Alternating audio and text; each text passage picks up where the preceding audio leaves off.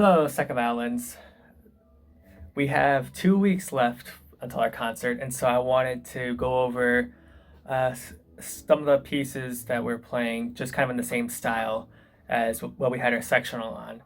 And since I'm not sure if all of you were able to make it to the sectional, I'll go over the spots we went over last time as well, included in this video. So first off, we'll look at the Firebird Suite. So at the very beginning, obviously everything is in 12, right? So the main melody at the very beginning that goes da da da da da da da. So a lot of that, each time the note changes, that's one beat. And so we're in 12 beats, 12 beats per measure. So we have some tremolos and kind of trill stuff that's happening. But we change every 3 of those beats. And so we want to make sure we're watching Yo as she's conducting so that we change kind of on time. Then right after number 3, we have, for at least the people who are playing the top half, we have like kind of these glissandos. And so the way it's printed, you actually want to start off with the harmonic way up on the high D. So it says 8 V8, so actually the harmonic that we want to play is way up here. So if you put your finger down and you can play this high D on the D string, that is actually the harmonic you want to play. You just kind of lightly lift up your finger after playing it down. You lift it up a little bit. That's the harmonic we want to start on. And you kind of just slide it up until you hit that A.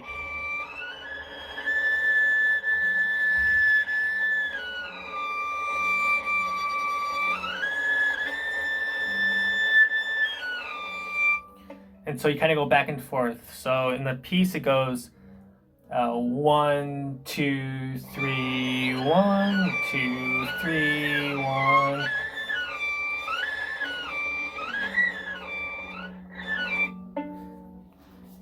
Now, obviously, that's kind of tricky and it's hard to do. Also, I have a lot of rosin caked on my string right at the edge there. So, since we were playing the second violin part and the first have that high stuff going back and forth as well.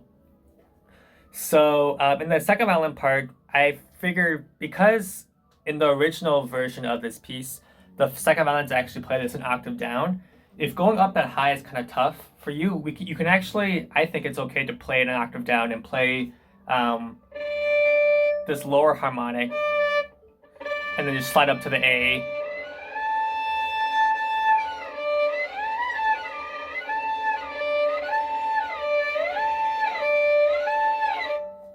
And then that bow change in that measure as well, I don't really care if we are changing at different times. We're just trying to set the scene and play this very quietly as if we're kind of having like whispers above whatever else is going on in the piece. We're kind of here for like the sound effect.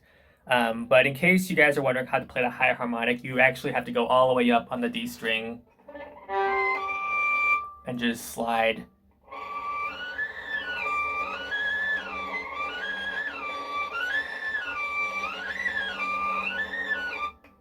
Like that. All right, the next spot that I wanted to make sure that we hit is after 5. And this is more of a counting thing. So at 5, we have a full measure of rest, and then we have 2 groupings of 2 beats, 1, 2, 3, 2, 2, 3. And then we come in on that 3rd beat with the tremolo. 1, 3, 2, 3, 4, 2, 3, right there. And that's kind of the timing. We want to make sure that we catch them at that right spot and cut off so we're not hanging into the next beat of the next measure. All right, so the next part at number 6, we go back to being in 2. And that's when we have the kind of the wild chase scene that starts to happen. As our protagonist in the story starts going on a wild hunt through the woods. In this case, I think he's hunting down the Firebird.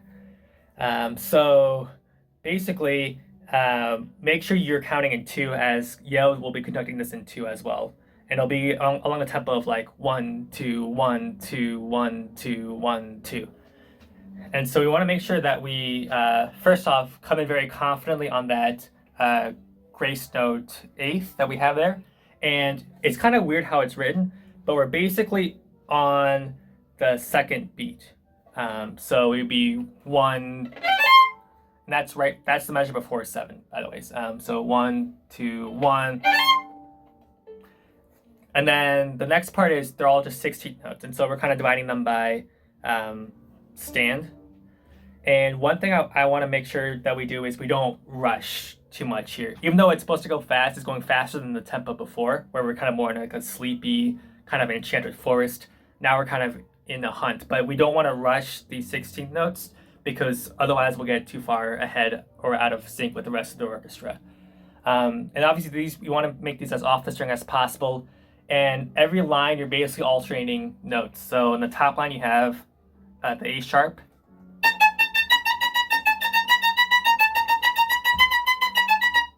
And then in the middle lines, you have the F sharp and F natural and G. And the bottom line, you have the D, C sharp, and G sharp. So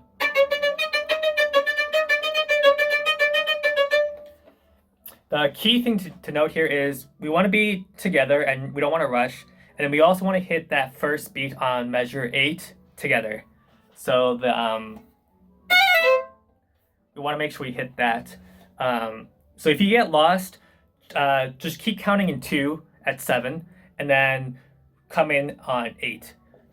But we want to make sure that we hit that measure at 8 together because everyone is quiet right after. So if we have anyone straggling along, that'll kind of stick out, especially out at hill. And at 8, we're in 3. So we have 1 2 8. 2 3 1 2 3 1 2 3, and that's kind of the rhythm that we're playing right there.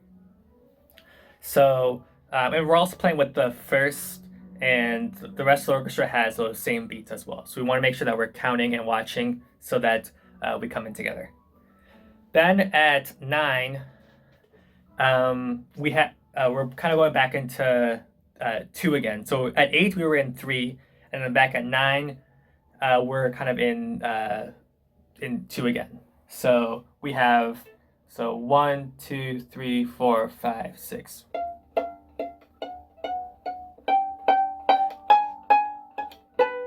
2 3 and 1 and 2 and 3 and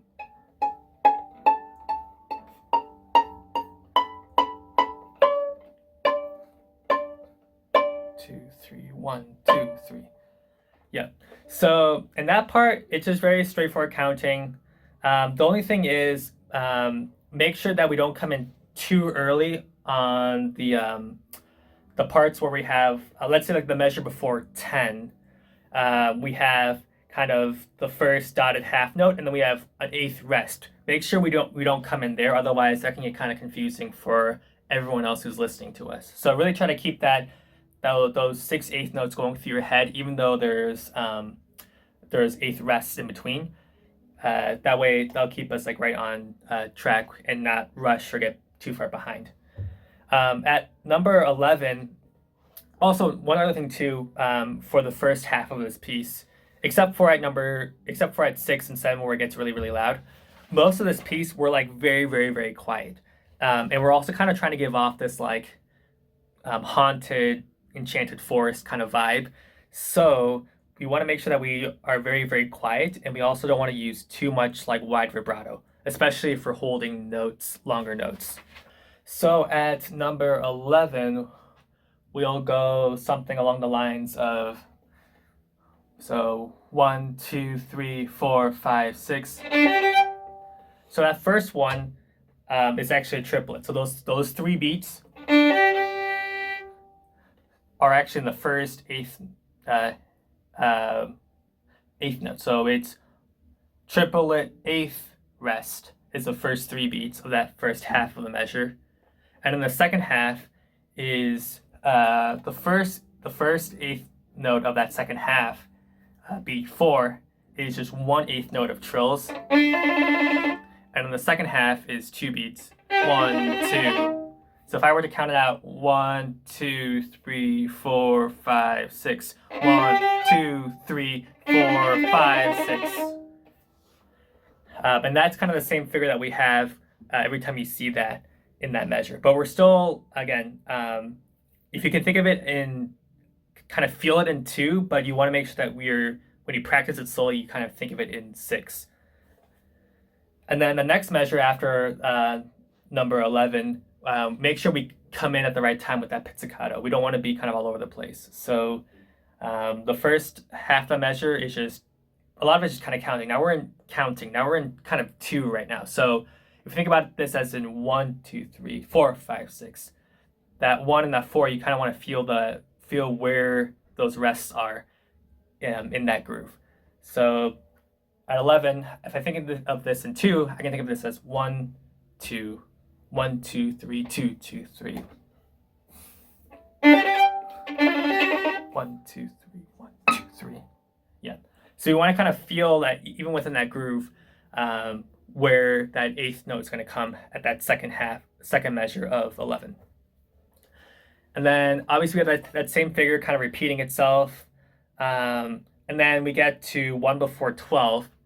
And basically, it is basically just how you see it. Every 8th note has those 2 16th notes attached to it. And we want to make sure we don't rush too much here either. I know it's kind of fun that now we have, individual 16th notes going up a scale, but we don't want to rush. Instead, we want to make that really dramatic with our dynamics. Because remember, at 11, we're piano, so we want to make sure we're very, very quiet. And then at 1 before 12, that's when we make our crescendo, but we don't want to get faster. So when we have we want to make sure we're not rushing it too much when we first start out, especially. So maybe I'll play the whole thing starting at 11. 1, 2, 3, 4, 5, 6. 1, 2, 3, 4, 5, 6.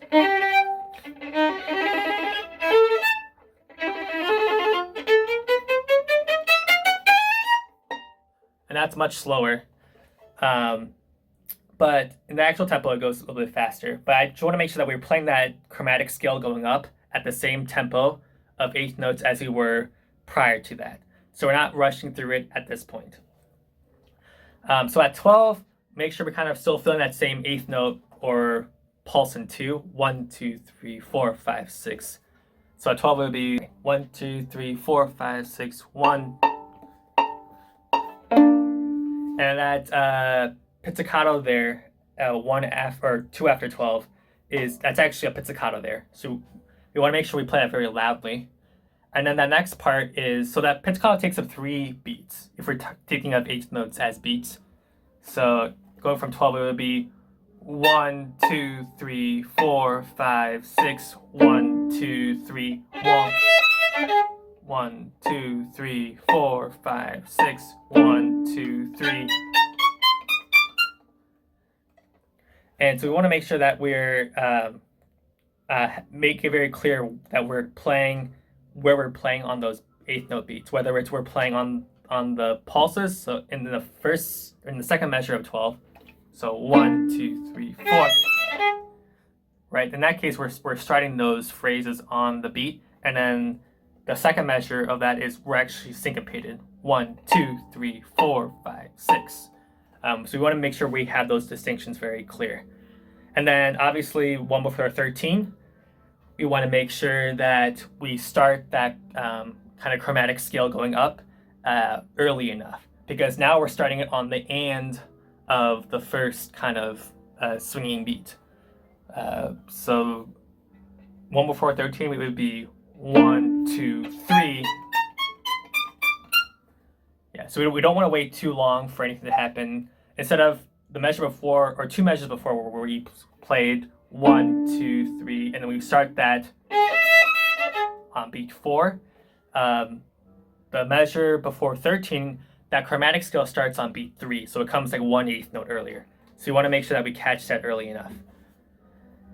And then 13, a lot of this is actually just counting the counting the eighth notes and kind of looking at it very slowly. So I'll just count this very slowly in 6 and play at the same time. At 13, 4, 5, 6, 1, 2, 3, 4, 5, 6, 1, 2, 3, 2, 2, 3, 1, 2. Yes, and that part, that arpeggio at the last measure where I just stopped, that is on beat 2. So we want to make sure we don't, even though it looks like there's a big 8th rest there, it's actually a 16th rest. So that measure 4 after 13 goes 1, 2, 3, 4, or 4, 5, 6, yeah. So a lot of this is just kind of counting and kind of going through it slowly just to make sure you know where the rests are, and then slowly speeding it up until we get up to tempo. The first measure of 17, we have a glissando there. Now technically you're supposed to play it on the A string entirely from the B and then slide all the way up to the E harmonic on the A string. But that's a lot to do in 2 eighth notes at that tempo, so it's okay to go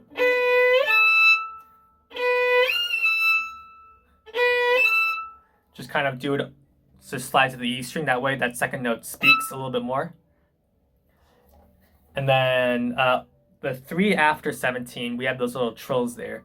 We want to make sure we cut off on that 5th beat. So if you notice, we actually play that trill not through the entire measure. We only play it through to the 5th beat. And that's because at this part, we have this kind of huge wave of sound kind of going up, but coming down as well in terms of volume. And we want to make sure that we cut off at the end so it doesn't seem like we're sustaining the volume when in reality the volume should be kind of going down in these waves. So I'll play it with the metronome. 4, 5, 6.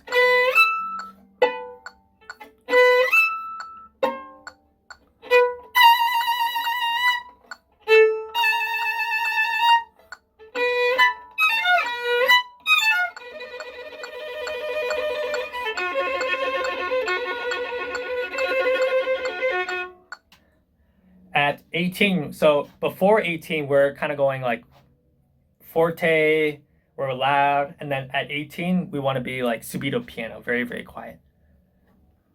And that kind of just adds to the character of like what's happening in the piece at that moment. And then we have this loud pizzicato at the last measure, second to last measure, and that's a D natural. They're both naturals. And then the last note, we'll have outside player play the C sharp, and then the inside player can play the double stop of the A sharp and the F sharp for that last note. For the next movement, we want to be very, very quiet here, not use too much vibrato, and we also want to make sure that we're kind of feeling where the beats are kind of coming down. So we're always gonna, throughout this movement, a lot of what the conductor will be beating will be the kind of the quarter notes. So we first start out being in 4 at number 1, and we just want to make sure that we're very quiet. We're just kind of adding a layer of like sound at the very beginning of this movement.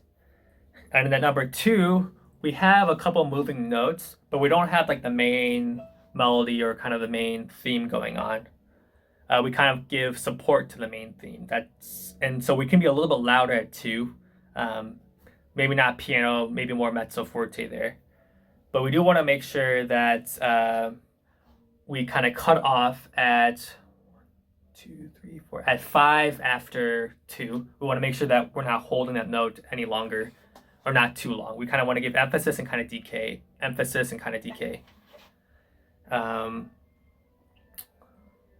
Then at 3, we want to, so at the measure before 3, we're still kind of mezzo piano, mezzo forte, or mezzo piano. Measure before 3, we have, but then we be decrescendo, and then we get very, very quiet.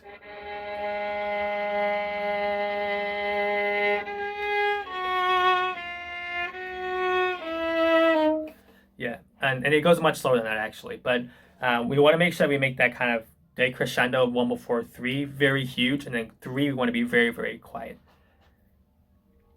And then at 4, we want to make sure that we're counting so that that measure before 4, we kind of come in together.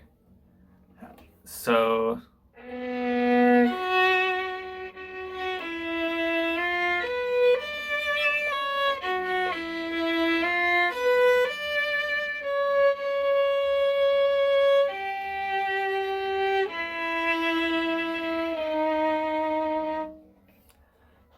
and so a lot of this is kind of just making sure you are following how many beats are per measure and just kind of counting through most of this. The hard part, I think, about 4 is just making sure that we're kind of confident with how that rhythm goes beforehand. These are the quarter notes. That might be better to go.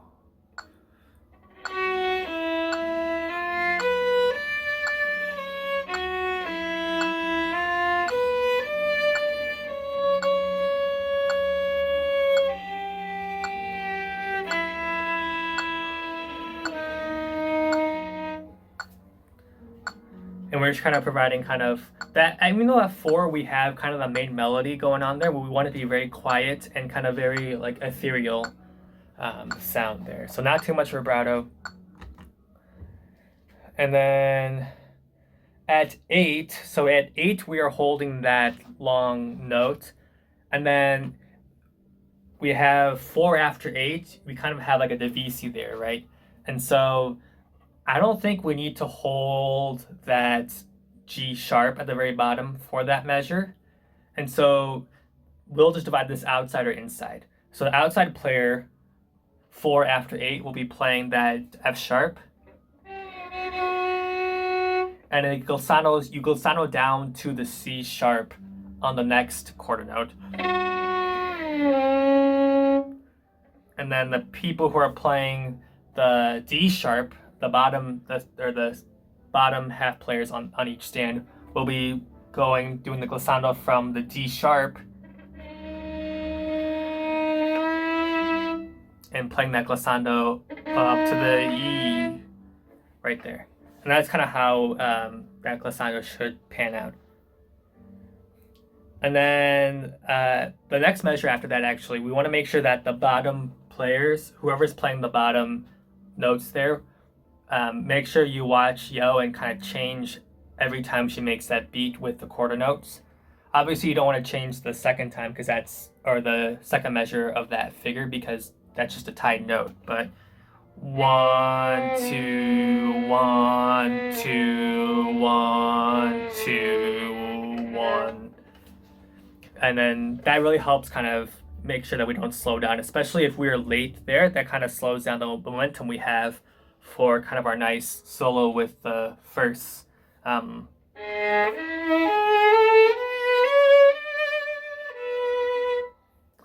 so we want to make sure that we get into that without being too slow.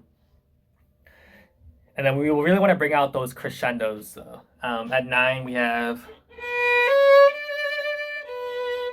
and same thing a couple measures afterwards with, and we want to make sure that that quarter note afterwards, we don't hit it too hard. We really just want to make that swell going up and then kind of place that quarter note much more quiet than even the crescendo itself. And then at 12, 1, 2, 3, 1, 2, 3, 3 after 12. There is kind of a soli portion there on those 2 beats. So the part that goes, that will just be the first stand of second violins. We'll be playing that. However, after that, everyone else kind of comes in at 14. The lower stand will start, the lower part on each stand will be playing at 14, and then the upper part will start coming in at 2 after 14, or the third measure of 14. And at that part, just make sure we kind of watch for where the downbeats are for each measure, so we kind of change on time. But we want to make sure at this portion here, we all have I think taken off our mutes at this point. Yeah, we've all taken off our mutes, and we want to make sure that we don't have any vibrato kind of going into the third movement, which is kind of the infernal dance. And so the infernal dance the movement is pretty wild. It's kind of where the protagonist of our story is battling an evil wizard. So there's a lot of grand flourishes happening. And basically in this movement, a lot of it is kind of feeling the groove of the beats. So sometimes we're in 2, 1, 2, 1, 2, or sometimes we're kind of in 3, 1, 2, 3, 1, 2, 3. And making sure that you kind of know when we're changing those beats and grooves is very, very important. So starting at 2, we kind of have these like off beats. So 2 will be, so the beginning is in 3. So 1, 2, 3, 1, 2, 3.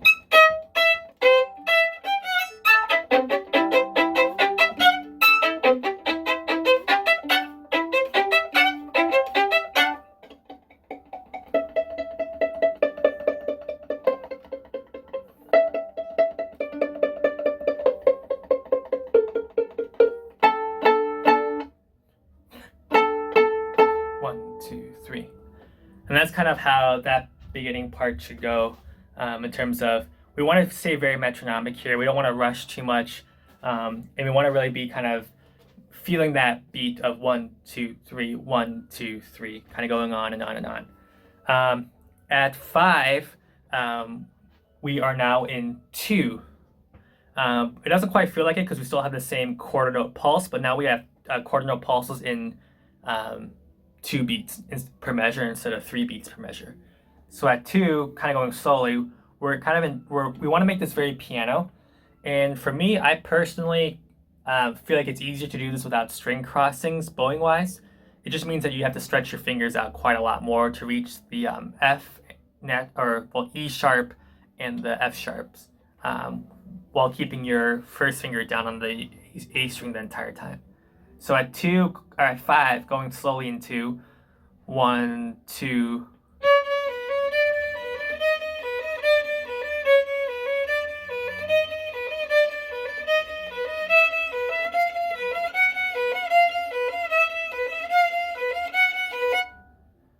And that's kind of how you want it to go. Obviously, when it gets faster, it's more likely going to be 1, 2, 1, 2, 1, 2. And you want to make sure that we use shorter bows and that we kind of hit those staccato notes.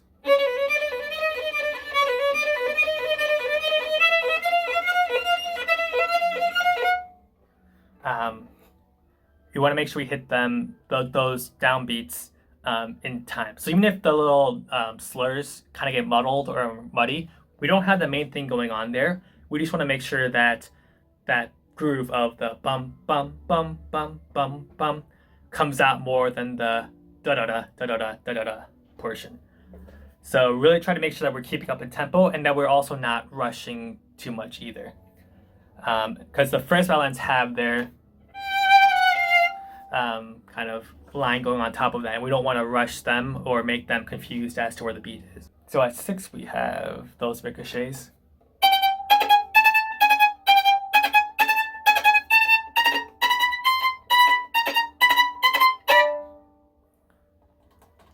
And it's basically just down, down, up.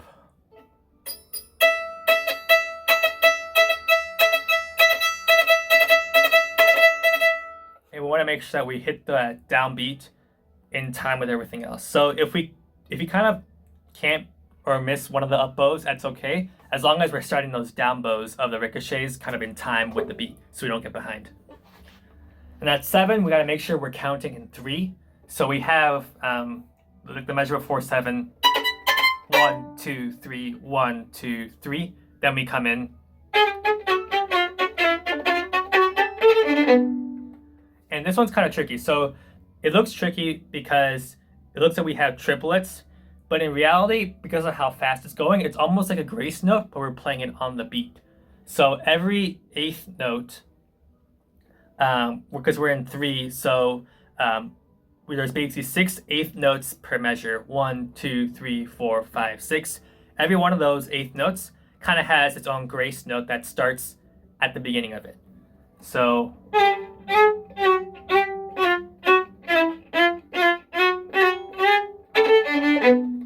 yep. So if you kind of think of it in 6, 1, 2, 3, 4, 5, 6.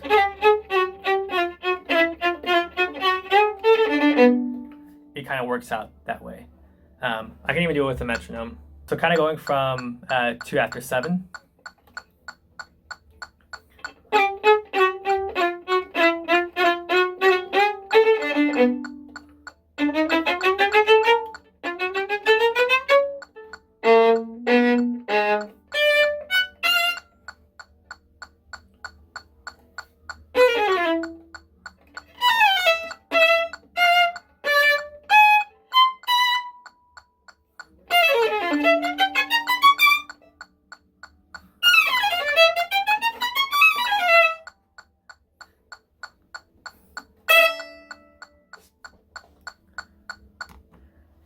So hopefully that kind of gives you a feel for, if you think about it in 1, 2, 3, 4, 5, 6, it kind of helps subdivide exactly where you should be playing the syncopations of ba, ba, ba, ba, ba, ba, and then helps you with the timing for the 8th note or 16th notes coming out of the triplet or the sextuplet.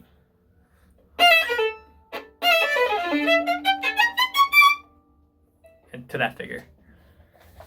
And so a lot of that just kind of takes just breaking it down, going through it slowly so you kind of can feel where that groove is supposed to happen with what you're supposed to be playing there. So we're in 3 for all of that. The one thing I want to make sure that we don't miss is at 13, 1, 2, 3, 4, 5 after 13. Or 4 after 13, where we have the first half of the measure is rest, and then we have the arco. We want to make sure that we are very precise with where we place those, because if we come in too early or too late, that kind of throws off where we're going to go in terms of our tempo going into 14. And in 14, we're in 2, so that would be really disastrous if we're kind of out of sync right there. So at 13, I'll just play it, and here's our 8th notes. So we're still in pits.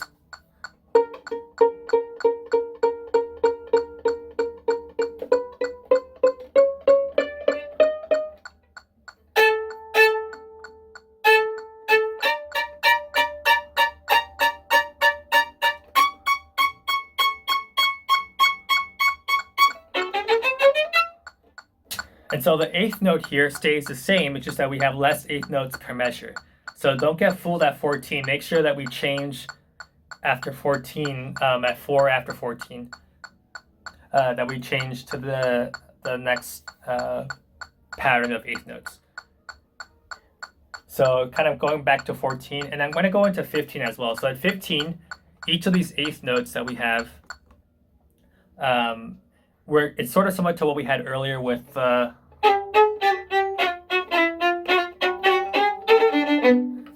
that part, except in this case, we're doing this, but we're mirroring what the first have. So the first have, but what we want to do is we have like a shorter version of that. So we have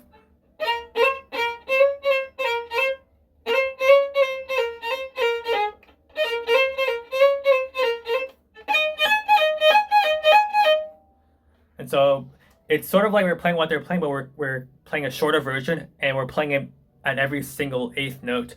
We have each one of those. Obviously, the first 8th note we want to give a rest for. So we want to make sure that we keep that 8th note groove kind of going really hard in our heads, so that we're staying in tempo, and we're also staying with what the first have too.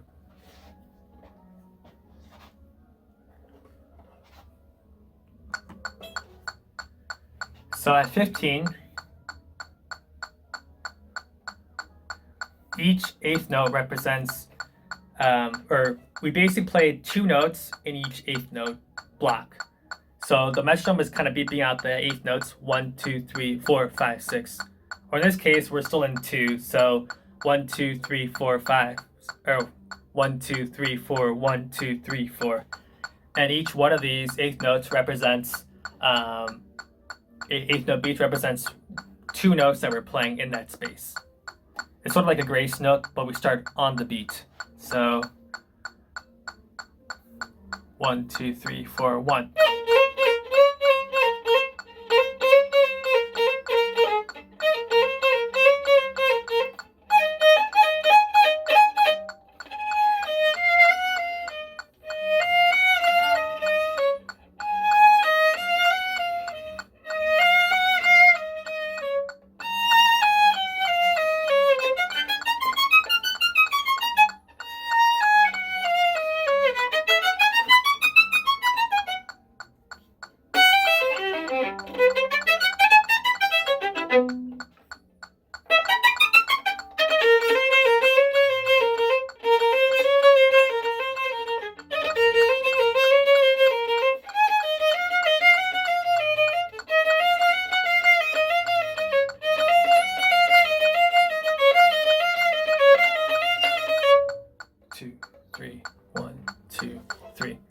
So that's kind of how that spot's supposed to go.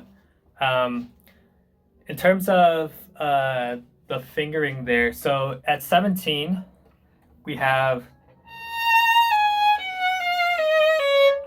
and then for me, what I'm doing is I'm actually shifting, and this may not be a little bit of a risky shift for some people, but for me, I want to shift as little as possible. So I kind of slide my first finger on the D flat to C natural, and then I try to play the rest in position as much as I can. So, and then I stretch with my third finger for the F, and I play the fourth finger, the G sharp with my fourth finger,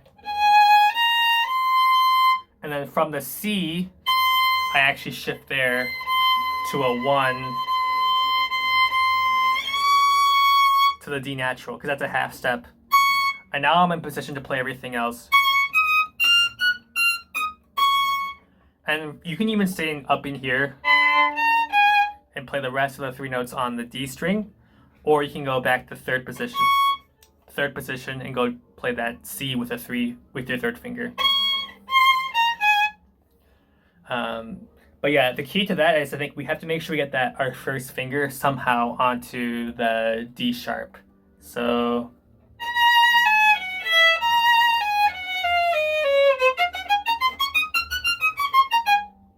that's kind of how I would play it. And then the next one is a little bit easier because it's a little bit lower. And then I play that B natural with a 1. And then the same deal here, from that A sharp, I shift from that A sharp to a 1 on the B, and then I go play the rest in position.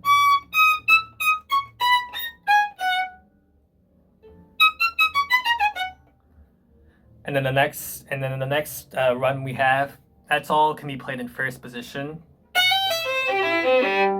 It's basically a C major going down the scale, a C major arpeggio going down, except for the first note, which is a F sharp. Then the next scale going up, I play that all in first position. And then I just shift my third finger a little bit higher for that A sharp. Then everything else is in first. And then here, we want to make sure that it kind of feels like we're still a little bit in 3, but we're actually still in 2 here. So that one measure, the rest, the first come in, but we don't come in. We kind of follow them on the second half of their run, which is the next measure. However, it's very easy to feel this piece going in 3 at this point when it's actually in 2. So when we finish, so going from 4 after 18, that A sharp, 1, 2, 1. You want to make sure that we don't think of it as 1, 2, 3, 1, because then we're adding an extra beat, and then we're going to be late for 19. And 19 is kind of when we all come together and we're playing pretty much the same thing, just in octaves of each other. So at 19 we have what we had earlier in 15, but in this case we're not cutting it short and playing grace notes. We're actually playing the 16th notes for every 8th note. So the thing about 19 is we want to make sure that we don't play at the downbeats of those 16th rests. So 19, so these are the 8th notes. 1, 2, 3, 4, 1. Rest.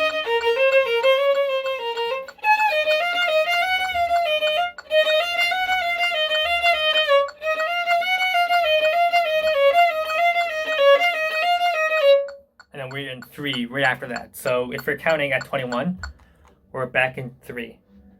And we have the off beats there. One thing to note at 21, when we come in 3 after 21, is that we want to make sure that we're starting out at piano, then we're crescendoing for 2 measures, then we go back to piano. So 1, 2, 3, 1, 2, 3, rest 1.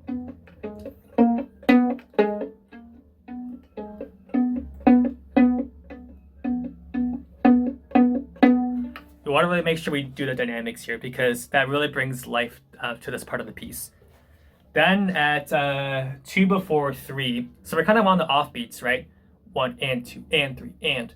Then at 2 before 23, we're on the beats. So we want to make sure we count and we come in on the beat instead of, it's very easy to feel like because we're off the beat that we're playing on the beat because everyone's kind of playing together. There's no one playing on the downbeats. But 2 before 23, we want to make sure we come in on the downbeat. So it's going to feel like we're coming in a half beat early, but that's just because we were on the off beats for so long. And these notes need to be long. So it can't be, it has to be, the last note has to be short, but the 3 chord notes there need to be long. And then same thing, at 26, we kind of have the melody from the beginning come back again. So except in this case, we're dividing it up into 16 notes. So at 26, we have, and then this is where it's really important to kind of have that beat of 1, 2, 3, or 1 and 2 and 3 and 4 and 5 and 6 and, or whatever. Kind of have that groove going because at 26, we had at 3 after 26, we actually play on the beat. So if I'm gonna see if I can get a quarter note beat going.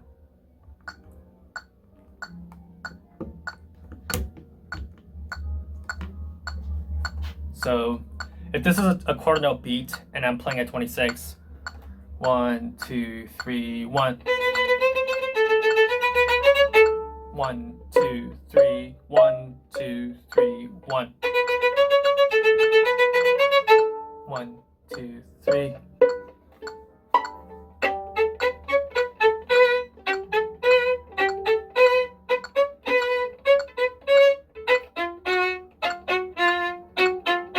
One, rest, 2, 3.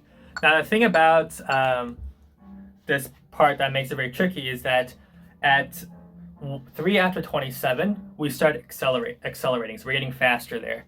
And so it's very important to kind of either watch what Yale is doing so we know where the downbeats are, or you kind of have to listen to the rest of the orchestra and kind of figure out how your part fits in, which can be very tricky because everyone's playing a lot of different things there. So ideally it's best if you can watch, but it's going to sound, or it's going to accelerate something more like this. So let's see, I'll go more at the performance tempo here. So at 27, it would be, so about 1, 2, 3, 1, 2, 3, 1.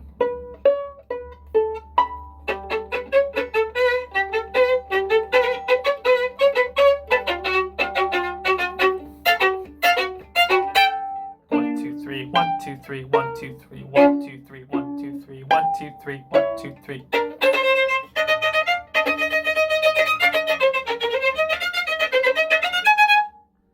Something along those lines in terms of like how fast we're going.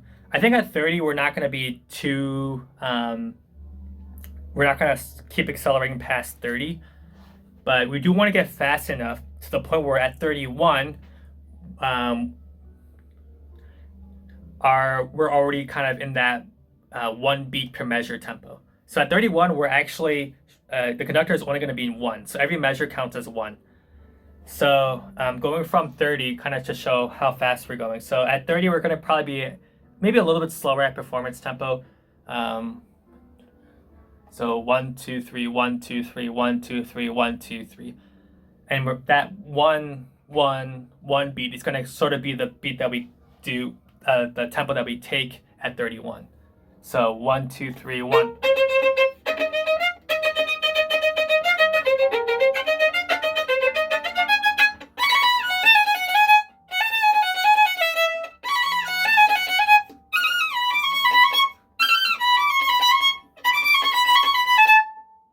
So it goes much faster there at 31. So we want to make sure that at 30 that we're fast enough there. The nice thing is also going back before 30 at 29. At 29 we have we're playing on basically every single downbeat. So 1, 2, 3, 1, 2, 3, 1, 2, 3, 1, 2, 3, 1, 2, 3. So we only have arco twice between 29 and 30. That's the first beat of 29, and then later on where it says arco 4 before 30. So I think that we can basically play all the notes there. So basically, even if you're the top player or you're playing the top notes, even though there was measures where there's nothing written, I think I want you guys to play the bottom part if there's nothing written in the top. So at 29 you'd play something along the lines of 1, 2, 3, 1, 2, 3, 1, 2, 3, 1, 2, 3, 1, 2, 3, 1, 2, 3, 1, 2, 3, 1, 2, 3.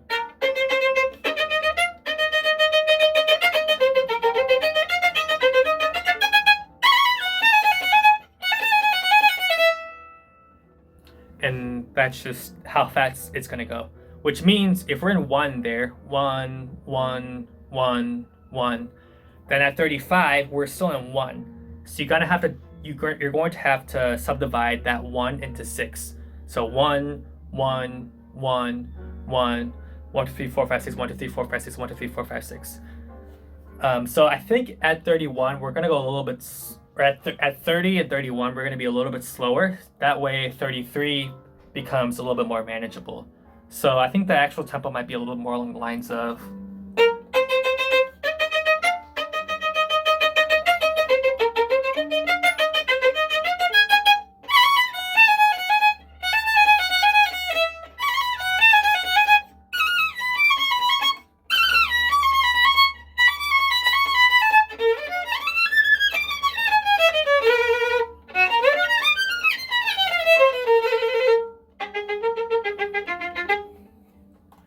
And so that's something that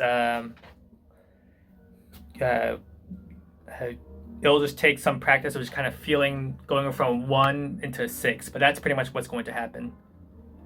And I think the conductor will most likely still kind of be beating in 1, but maybe she might break it down into 2, she might subtly show a 2 there, but she's still going to be in 1 during that part. So it's very important that we kind of keep counting with that same tempo without slowing down. And unfortunately at 33 there's nothing we can really do except for just trying to stay in position and not shift around as much if possible. But it does go very high because you want to make sure that we don't forget there's an 8 VA above for like the measure and a half right at 33.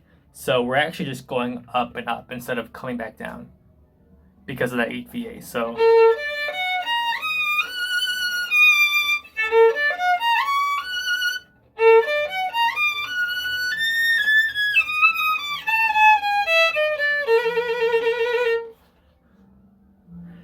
And we don't want to play it too short, but we also don't want to keep it like too long.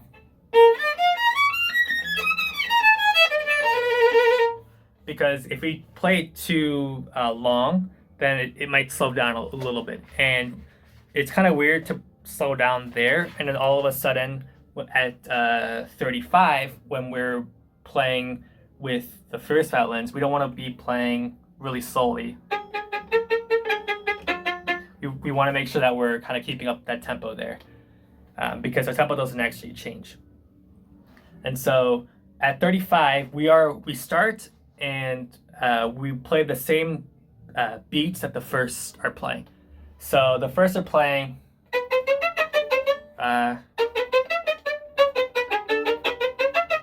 something along those lines. And every time they play a note, we are playing the notes the same time they're playing. It's just that we are subdivided into groups of 3, whereas they're subdivided into groups of 2 in terms of how the melody kind of works out.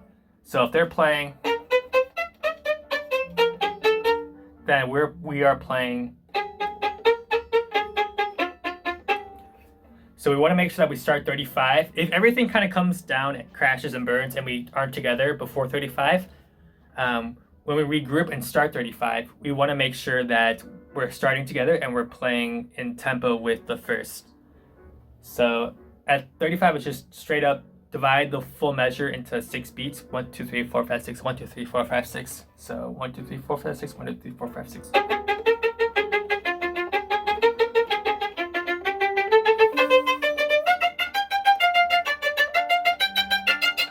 One, two, three, 1, 2, 3.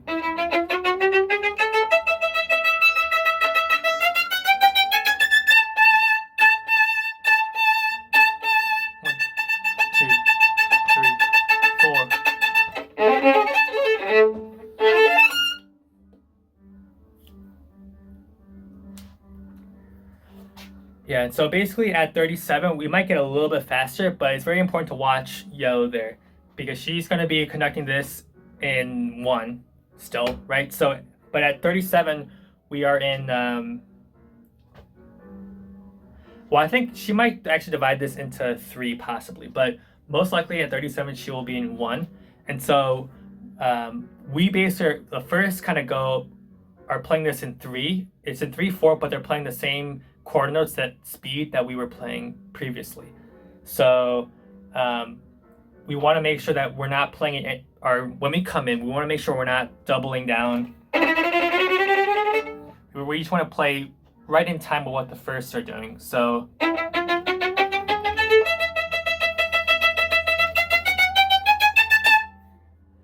and because previously we were in 1, and then now we're in 3/4. But that measure length, the time is the same. So if we divide those 3 quarter notes into 1/8 notes, which we are doing when we come in, we're playing 1/8 notes coming in, there's going to be 6 1/8 notes per measure. And earlier we were playing 6 quarter notes per measure. So that speed that we're playing is going to be the same. So going from 35.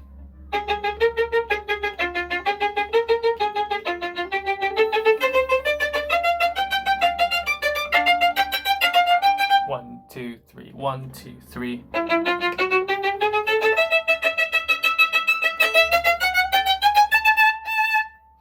And I think one thing too I want to note is that 2 before 38, the first 3 quarter notes make 1 measure, and then the next 3 quarter notes make another measure. That's kind of what that line means, or that whatever was penciled in there, because it is a little confusing. They have brackets along each note, but each of those notes are quarter notes with a little dash to make them 1/8 notes, split them in 2.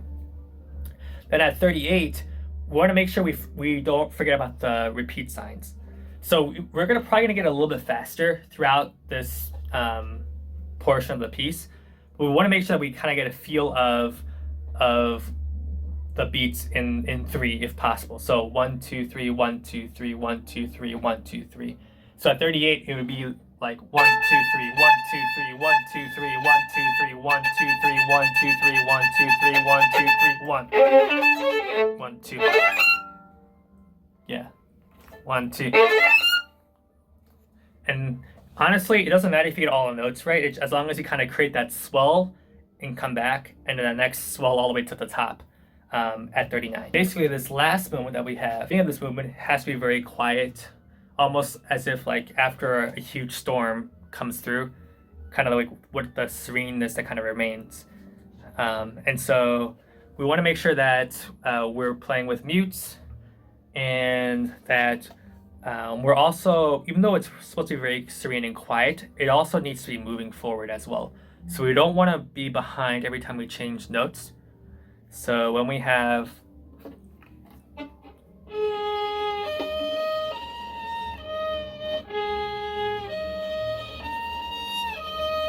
we want to make sure that we play that very quietly, and that we change in time, and we don't use too much vibrato there, because we're just kind of setting kind of an even layer of sound there. And then at 4, we want to keep those quarter note pulses alive even when we're holding the 8th notes. So at 4, 1, 2, 3, 4, 1, 2, 3, 4, 1, 2, 3, 4, 1, 2, 3, 4, 1, 2, 3, 4, and kind of keep that going in our heads as we play that.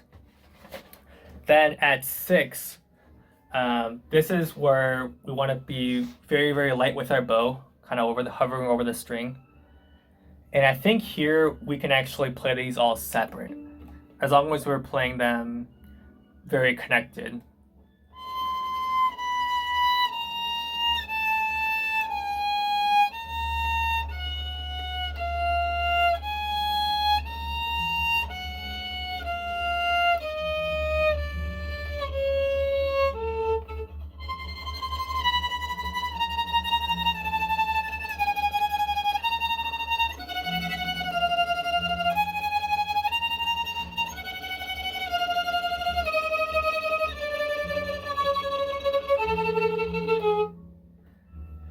And then we want to make sure that we don't forget about the quarter note pulse there and the rest, because the bottom part has to come in after the next quarter note and play the harmonic.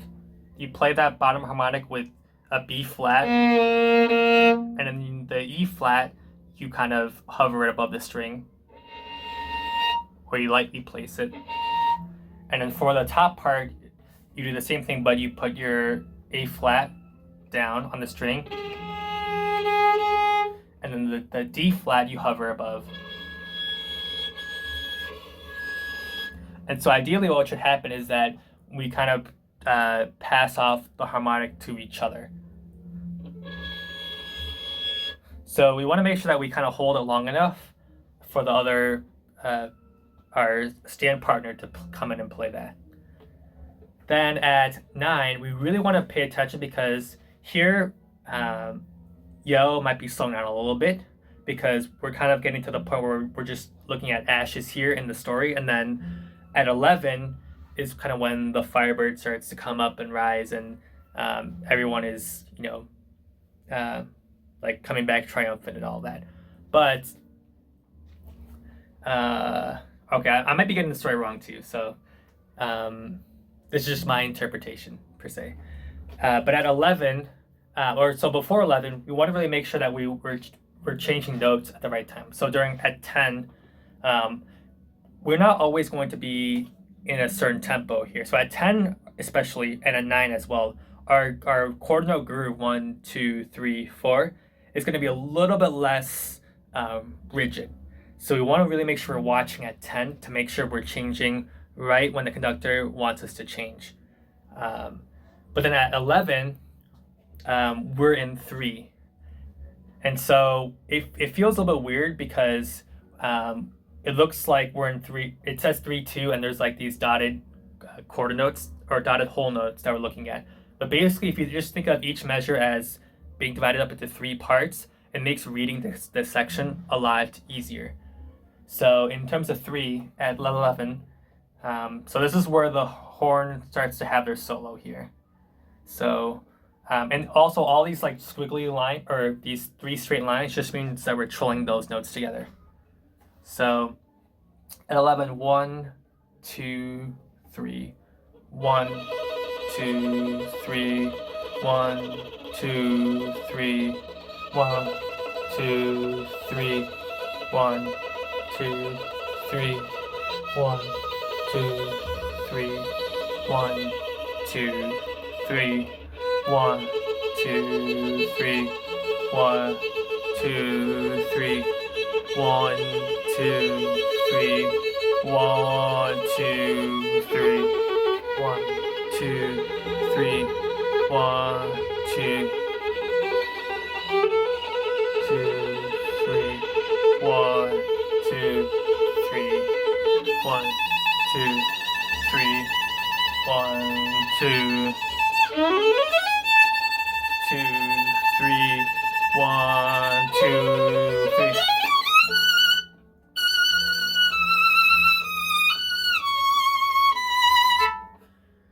So basically for this, each half note will be the beat.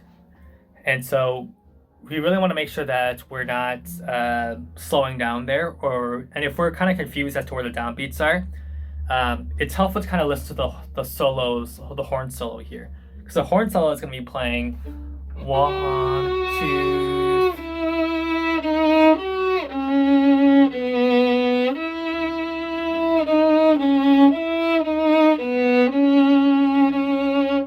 and so you want to make sure that you're kind of changing, like each time, especially the first two notes, 1, 2, 3, 1, 2, 3. The horn solo has a moving note, so if you are a little bit lost, try to listen to the horn solo and kind of line up your counting with what the horn is doing there. It's very important at 13 for the bottom part to really change those.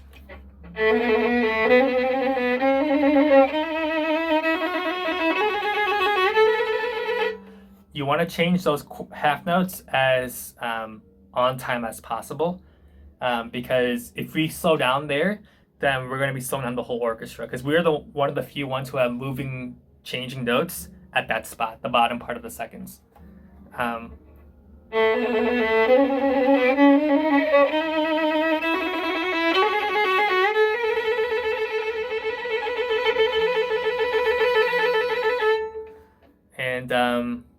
And yes, that 1, 2, 3, 4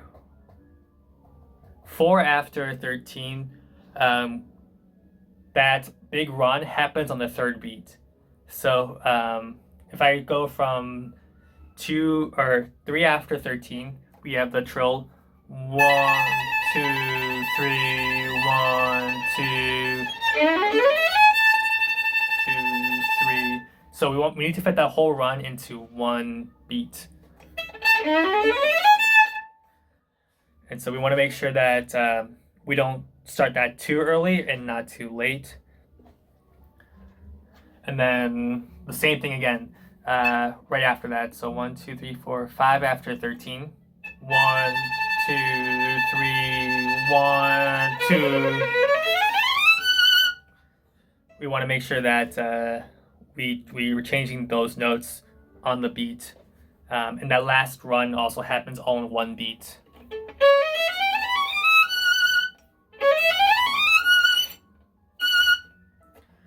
And then obviously 14, we have the main melody here, so we want to play that out.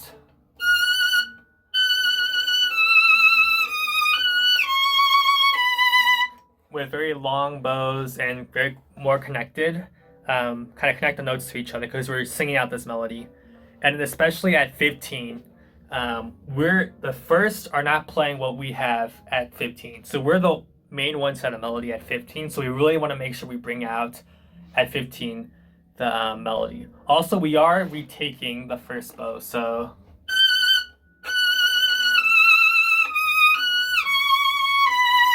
both times. So down, down, up, down, up, down, down. So, and at 16, we go a little bit faster. So at 16 we have, so we're getting very loud before 16. 2 before 16 we get really loud.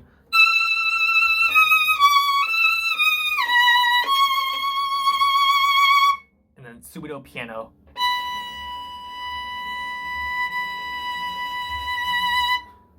And basically here we get faster. So we're in 3, right? So 1, da da da da, 2, 3, and then we kind of go in double time. So we're in 1, 2, 3, 1, 2, 3, 1, 2, 3, 1, 2, 3. And it's important, and to kind of feel that beat, if you listen to the first half,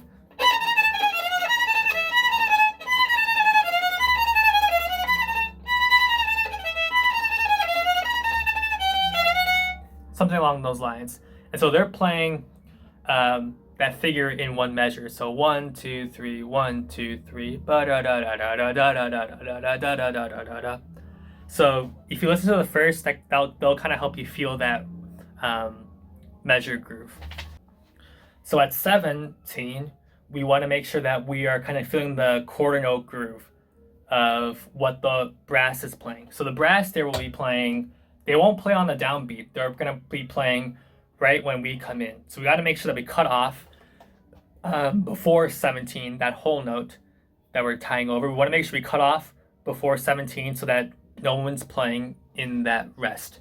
Then the brass come in and they change notes every quarter note. So they come in with 1.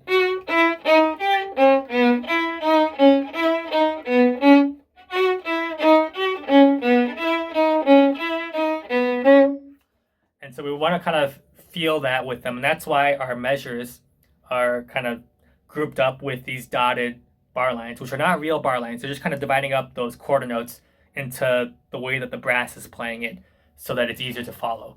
However, if you just count to 7 for each bar, that also works too. But if you really wanted to feel where you're playing and how long you have until you have to change notes or where the quarter rest is, then you can use those dotted bar lines as kind of guidance. So I'll just play this with a quarter note beat and just kind of show how the counting actually works.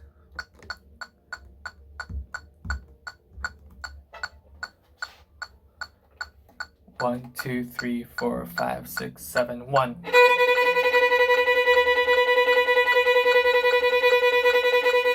One.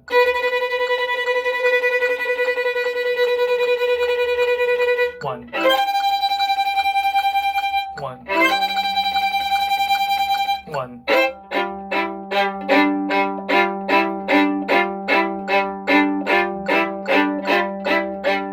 One.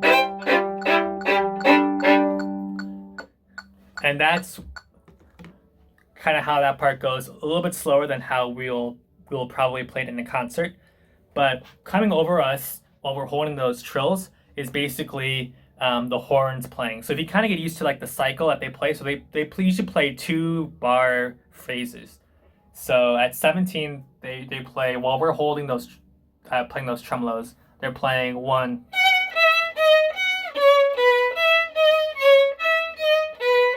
Rest.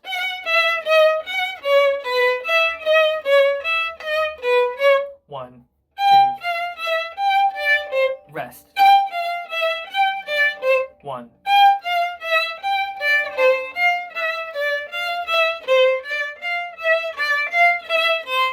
One.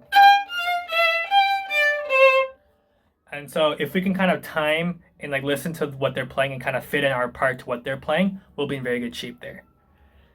Now at 19, this is where everything slows down. And so in this case, the conductor will be beating every single quarter note now. And so we get very, very slow here. So it's very important to watch where that downbeat is because we don't want to come in on that downbeat. So it'll be kind of going kind of fast. So if I go from 1, 2, 3, 4 before 19, where we start playing all the individual quarter notes, the tempo change will be something like this. 1, 2, 3, 4, 5, 6, 7, 1.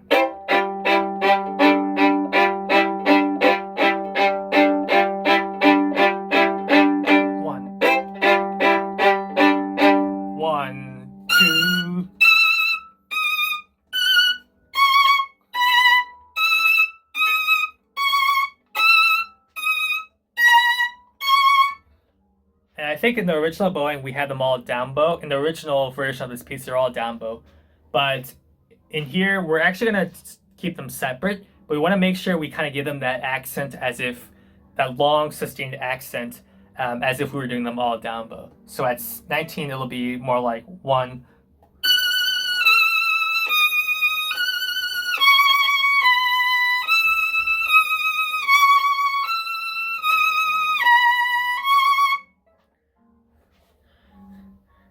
And so yeah, basically this is kind of like our time to like really sing out. Make sure we're doing the 8 VA, so we're not playing an octave lower.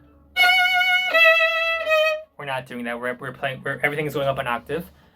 And then at 20, we really want to make sure we count this too. So we're in 2/2, and we're just holding the trill, but we want to make sure that we count, because at the 5th measure of 20, we want to make sure that we make that crescendo really huge. So we're already playing pretty loud at 20, and at 20, after we hit that loud measure, we kind of want to back off a little bit, because we don't have the moving notes there. The horns do. So we want to let the horns kind of play their last kind of fanfare and not try to cover them. But then at that 5th measure of 20, we want to make sure we bring up that crescendo and then kind of cut off right when the conductor cuts us off there, and then come back really quietly, and then get really loud, and then obviously end. So we really want to make sure we do take care of the dynamics there, and also pay attention to counting the measures, because we really want to make sure that we don't hold that initial tremolo too long and come in and play through that little comma. And then we also want to make sure that we make that subito pianissimo very, very subito, so that it really sounds very clean when we play it. Next up is Tchaikovsky. So the beginning is very much just watching the conductor, making sure that we're kind of breathing, and that we're playing these quarter notes with the pizzicatos at the beginning. Well, we play with each other, so that we don't have too many like splashes of raindrops. It sounds like just one raindrop hitting the pavement at that specific time. Obviously, we want to make sure we start out quiet with the pizzicatos, especially at the beginning of our scale.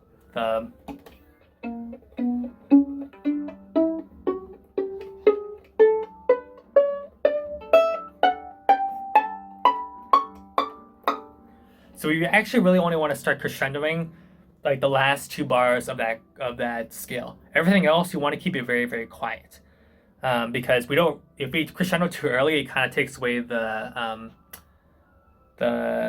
apex of that scale if you get too loud too early. The other thing too is at A, we want to make sure that we hit that forte piano. But we want to do it less in terms of like an accent, but more of kind of a quick swell, then die off. But when we die off, we also want to make sure we still sustain it. So at A,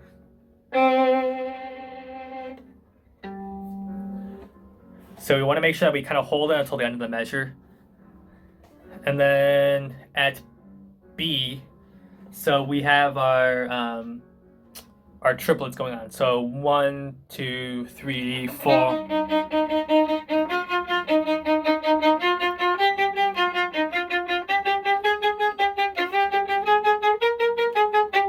And here, everything we play double faster. So if we're playing 1, 2, 3, 1, 2, 3, 1, 2, 3, 1, 2, 3, it'd be bada bada bada bada bada bada. So.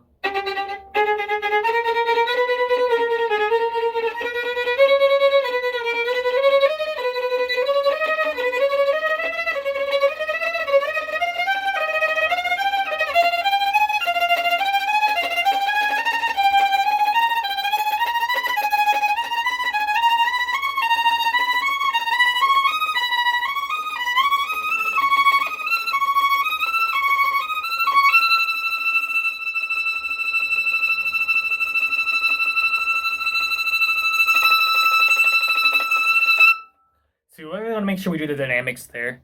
Also, I sped up at that spot I sped up during the double dashed 8th notes, because we are going to be pushing the tempo there a little bit. So make sure that you're watching the conductor, and I'll try to kind of beat the downbeats as well as you get faster throughout that part. But we don't want to be slowing down there. In fact, we actually want to push the tempo when the conductor actually wants us to push the tempo. Also, when we have those those tremolos at 1, 2, 3, 4, 5, 6 before the Allegro, we really want to make sure that we hit that tremolo very hard and make it very loud. But then we want to die down and make it a metro forte for most of that portion, until the very last measure of that tremolo, where we can really crescendo and crescendo into those quarter notes. Then let's see, the next part I want to go look at is the Allegro Vivo after that. So not the Allegro, after the Moderato, then we're in D major at the Allegro Vivo. So there we just want to be, we don't want to rush, we just want to kind of be in tempo with what the first have, right? So the first have, and then we just want to kind of keep that tempo going. Obviously, we want to make sure we get that D crescendo going at the very beginning. We don't want to do the opposite. We want to really kind of come away so that the other voices that are coming in throughout the orchestra can be heard. But we do want to make sure we emphasize those forzandos. And then the next part, the slurs, we really want to make sure we kind of accent that open D. And then obviously the second time it happens, we want to make sure that even though we accent that D, we're ready to play those eighth notes afterwards. And then let's see, actually the second time we have that figure, we want to make sure that we're counting after that second one, because our pits has to be on the beat. So if we're thinking of this in 2, 1, 2, 1, 2, 1, 2, 1, 1, 2, 1, 2, 1, 2, 2. We want to make sure that we're still counting and we're in tempo there. It's kind of hard to count because the first and the other string instruments are playing different stuff there. So it's a little confusing to kind of feel that beat. But if you have that pulse in mind before you go in playing it, before you play the slurs, so 1, 2, 1, 2, 1, 2, 2, then that'll help us get there. And then the next part that comes afterwards, we also want to make sure we're counting too. So let's see, I'll go have a metronome beating because I keep saying the wrong numbers. So starting at the measure where we first have that slurred figure. So 1, 2, 1, 2, 1, 2, 1, 1, 2, 1, 2. And obviously when it goes faster, we want to make sure we're brushing it too. So 1, 2.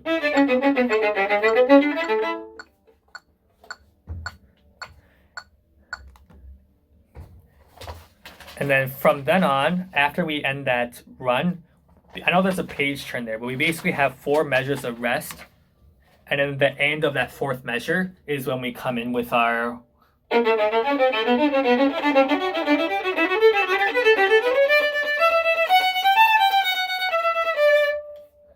So counting is kind of important there because we want to make sure we're, not having wrong entrances where we're a little bit more exposed there. At E, I think a lot of it is just kind of getting used to the notes. The fingering there is not bad if you don't mind sliding your fingers around. Otherwise, as long as you kind of are in 3rd position, you usually will be able to play most of the stuff after E. It's just a lot of accidentals, making sure you're playing the right notes, the right accents. And then the part to really count for is when we have, let's see, 1, 2, 3, 4, 5, 6, 7, 8, 9, 10, 11, 12, 13, 14, 15, 16 after E, where we have the... we want to make sure that right after we have that second the second repeat of that phrase, the pizzicatos that come afterwards, we need to make sure we're counting. So we're still in a pulse of 2, right? 1, 2, 1. 1, 2, 1, 2, 1. So if you have that pulse of 1, 2, 1, 2, 1, 2, 1, 2, 1, 2, 1, 2, then we can actually fit in those eighth notes appropriately. And then if you have that pulse going, then when we see that half note coming up on that arco, we're not slow to change the note. So going from the pizzicatos, 1, 2, 1, 1, 2, 1, 2, 1, 2, 1, 2, 1, 2, 1, 2, 1, 2, 1, 2, 1, 2, 1, 2.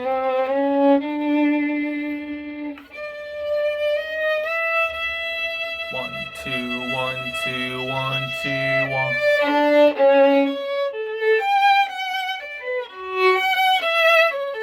So we want to really make sure that we're doing the dynamics there, where we're singing very, very quiet until we have that crescendo into that mezzo forte there. It looks like everyone's doing pretty well with that the triplet bar where we have the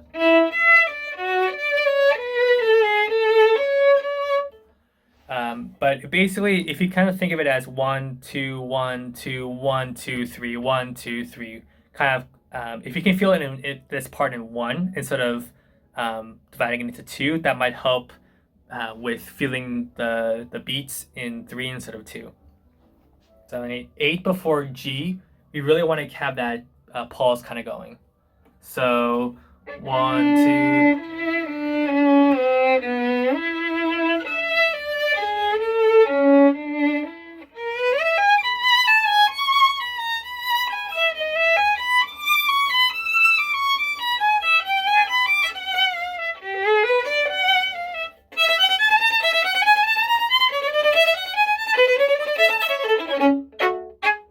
We really want to make sure that we're not slowing down too much, even though we have these lyrical lines, that we're staying with the conductor, so that we still have that energy going forward when we get to those eighth notes coming up, or in that passage.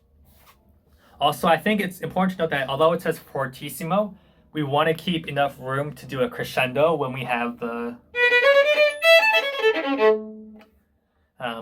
part of the piece. So even though it says fortissimo for the, we really want to make sure we leave enough room to crescendo in the, and kind of lead into that where we're with the entire orchestra there. After I, where we have the pianissimos or the pianos with the just the eighth notes.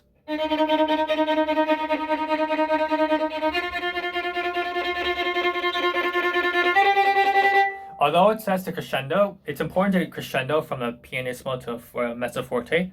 But then when we go back to the subito piano later, we want to really make sure that we're very, very quiet.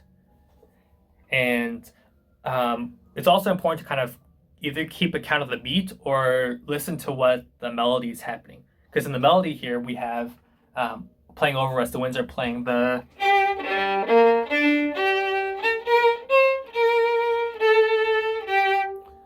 and we'll sometimes be changing the beats to kind of the notes within each measure to fit in right with that melody. And so if you're counting, you're paying very close attention to when you're changing the notes, and you can listen to what's happening in the winds, that really helps you feel more confident with when you're changing the notes. I would say just take a look at K, just so we get all the right notes, especially when we get a little bit higher, from going from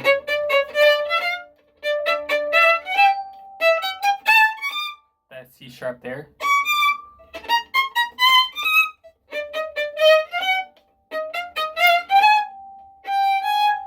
That is G natural.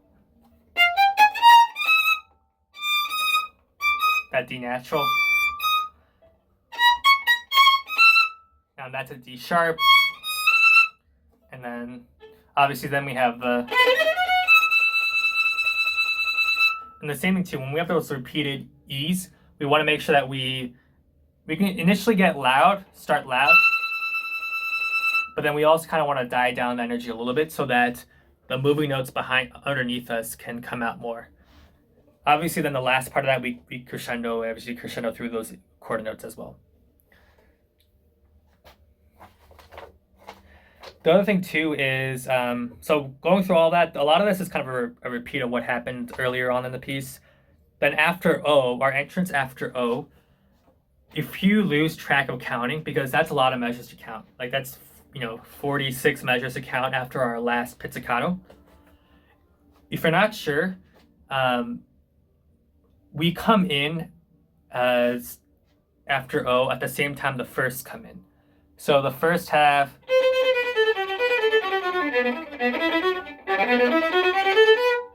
and we basically have the same, we play at the same exact time they do. So if you see the first about to come in, then come in with the first there. And the same thing at our next entrance after O.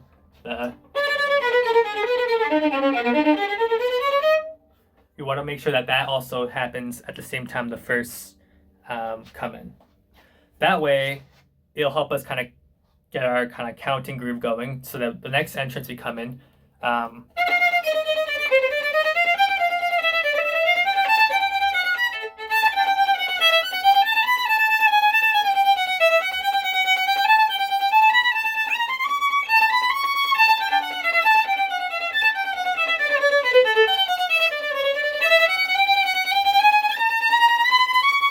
to make sure that we kind of keep that 1 2 1 2 groove going, even when we're changing the meters of the bow.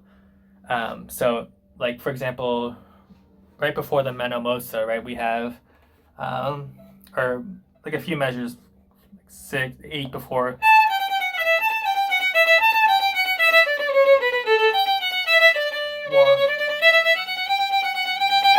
And then 4 here,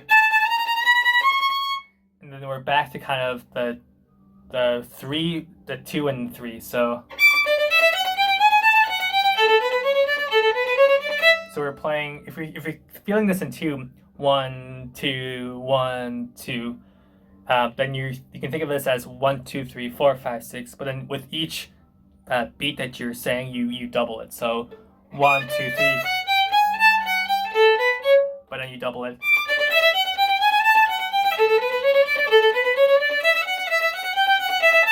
So it's slower than what you had in the measure before the Meno Mosso. Because the measure before the Meno Mosso, you're playing. And that's actually, that would be doubled. So.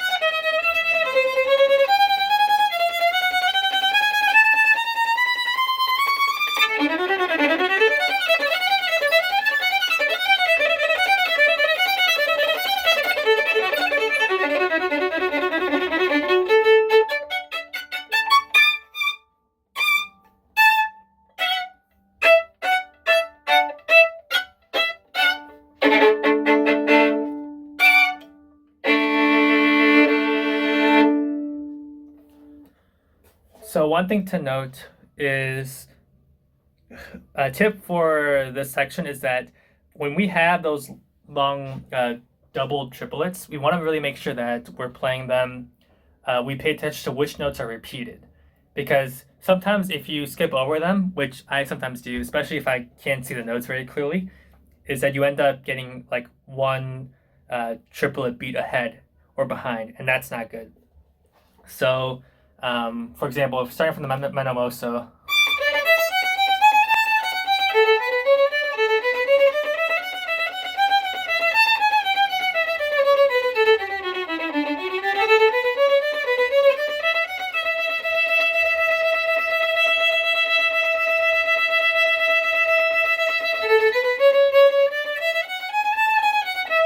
so that C sharp is repeated twice.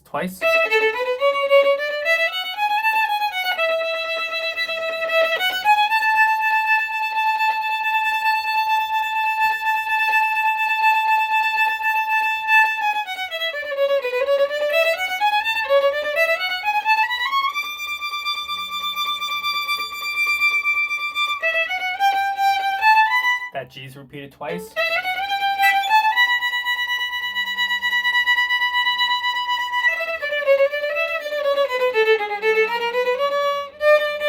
That D is repeated twice. B.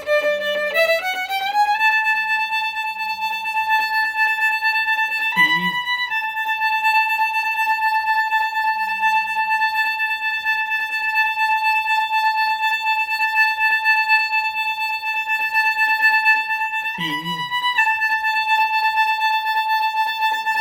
And if you're kind of feeling this in 2, 1, 2, 1, 2, 3, 1, 2, 3, 1, 2, 3, 4, 5, 6, 1, 2, 3, 4, 5, 6, then you're in good shape for when we hit the tempo primo, because we're not actually getting any faster immediately there. So if we're still in 1, 2, 1, 2, 1, 2, 1, 2, 1.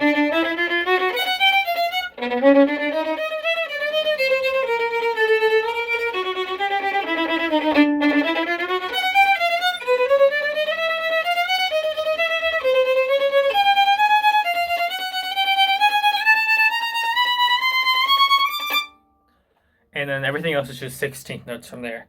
So the thing about the tempo primo is that it's a little bit confusing, because there are basically we basically kind of are playing half notes, but then we get offset. And so it's important to know when you're playing a quarter note and when you're just playing a half note equivalent of those eighth notes. So obviously at the beginning of the tempo primo, you're playing quarter notes. So 1,